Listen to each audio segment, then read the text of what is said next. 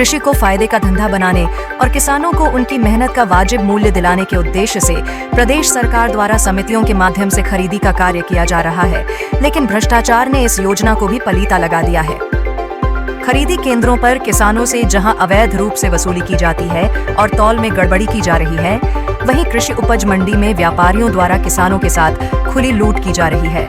कृषि उपज मंडी में मुद्दत के नाम पर अवैध वसूली होना अब जग जाहिर हो गया है।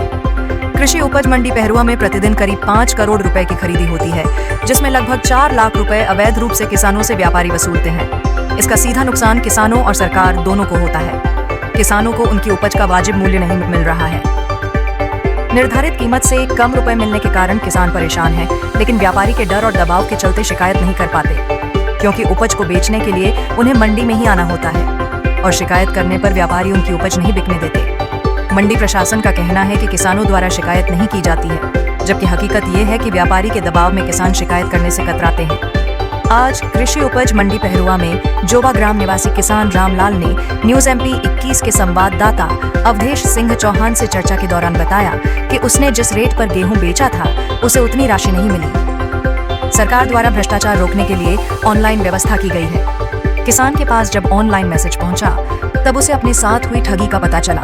हालांकि रामलाल ने मंडी प्रशासन से औपचारिक शिकायत नहीं की। इस मामले में जब मंडी प्रांगण प्रभारी विनोद कुमार त्रिपाठी को किसान की समस्या से अवगत कराया गया, तो उन्होंने कहा कि किसान द्वारा शिकायत करने पर व्यापारी के खिलाफ कार्रवाई की जाएगी और उसकी रकम भी वापस दिलाई जाएगी। साथ ही उन्होंने माना कि किसान शिकायत करने से डरते हैं और यही वजह है कि मंडी में इस तरह की अवैध वसूली लगातार जारी है।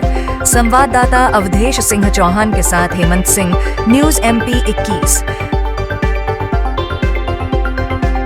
मंडी में समस्या यह है कि 2240 का गेहूं खरीदे और 2454 का बिल दे रहे हैं, मैसेज आ रही है मोबाइल में। बीच का जो डिफरेंस है आपका 250 रुपये का, ये कौन ले रहा है? अब इसका ये मालूम नहीं है हमको कि कौन ले रहा है। आप मंडी में बेचे हैं तो क्या ये अधिकारियों यहाँ की मंडी प्रशासन की जानकारी में है? नहीं मालूम हमको, हम तो किसान है, आए बेचे चले गए। वो तो मैसेज आई मोबाइल में, इसलिए अपन ने देखा। व्यापारी को बेच रहे हैं? हाँ, डायरेक्ट व्यापारी को मंडी में बोली हुई, मंडी में बेचे हैं। बोली हुई तो क्या रेट बताया गया? 1700 से शुरू किए, 2100 में तोड़ दिए।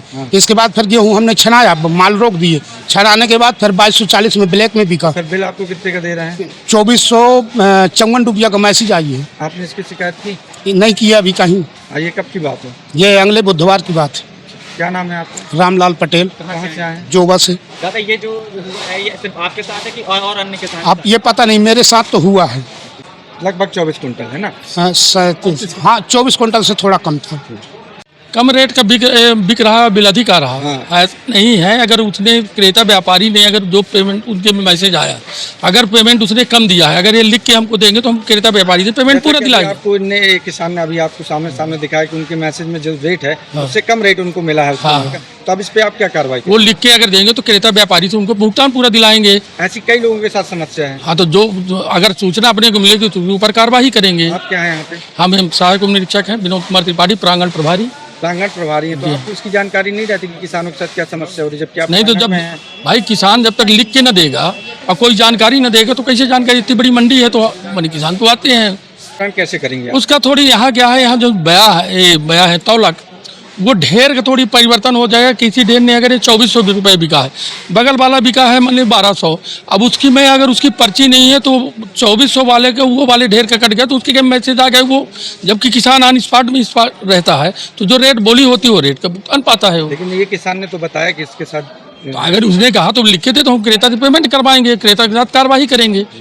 इनके द्वारा किया गया है, ये कौन सा क्रेता था इनका? अब उसमें को बताएंगे ना कि किसको बिका, किसके यहाँ पेमेंट लेने गए थे। क्या नाम है आपका? हमारा विनोद कुमार त्रिपाठी।